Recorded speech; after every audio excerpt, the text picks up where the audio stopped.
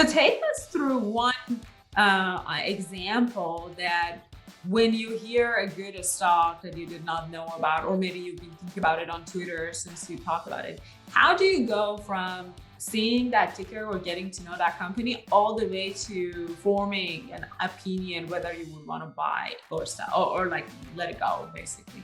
What is that secret sauce, if you could share with the stock guardians, hearing from a company all the way to forming a decision? Sure. So let's take maybe C Limited, ticker symbol SE. That was one that I heard of. Gosh, time flows weird during a pandemic. I don't know if it's a year ago, a year and a half ago, maybe even 2 years ago. And it's something that I heard on Twitter. And at first, it was presented as a gaming company, because that's what it was originally. It was Garena was primarily a gaming company, and that I thought it was kind of interesting, but I didn't really dig into it much.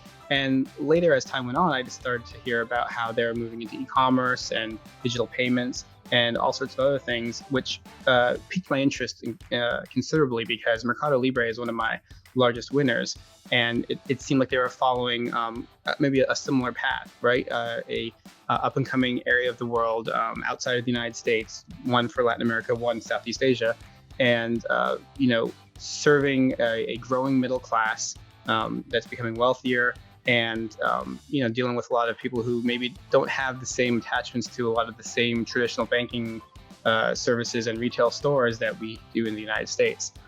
So I started looking into it a little bit more.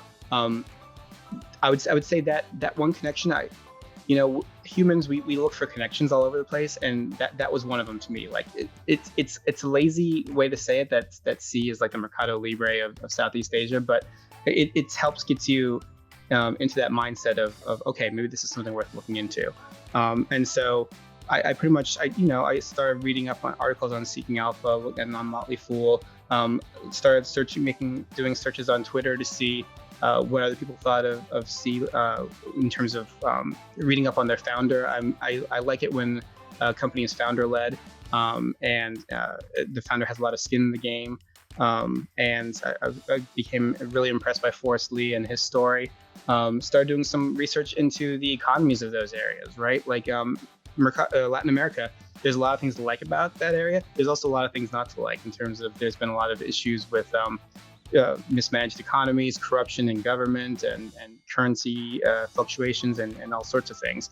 And so I wanted to see, like, well, what countries are they in? What's the situation of these countries? Are they stable? Looking into the financials of the company, and just kind of getting a sense of not necessarily where they are now, but where they could be 5-10 years in the future. And do they have the management who's willing to take those chances, and it has done all these different things in terms of optionality, right? The impressive thing is they had the successful gaming business, and they decided to not disrupt themselves, but they voluntarily decided to start growing into all these different areas, which is something I love to see when you have a founder-led company who is willing to take all these risks and grow into areas. That's usually the secret sauce to a really good long-term winner. Right. And how long was this process, if you remember, from the moment that you heard about it or read about it all the way to you forming a conviction? What is that timeline look like for you? It can vary a ton. I would say oftentimes it's 6+ months. In general, it depends a lot, right? Like if it's an IPO, I generally do not like to buy very soon after an IPO. I like to see how a company performs for at least 3, 6, multiple quarters before I buy in. That doesn't mean I never do. Sometimes I do, but I like to wait a while. There have been companies where it's kind of taken me years of just kind of watching them and seeing and sitting on the sidelines before I'm finally like, I should have gotten in a long time ago. It's time. And on the flip side, I want to say, I think Livongo, which is another company that I invested in over the past 18 months or so, that one, from the time I heard about it to when I started investing in it, was probably under a month. I loved so many of the metrics that I was seeing in the company, so much of what I was hearing from other people, and so it can vary, but I'd say the average is probably 3 to 6 months.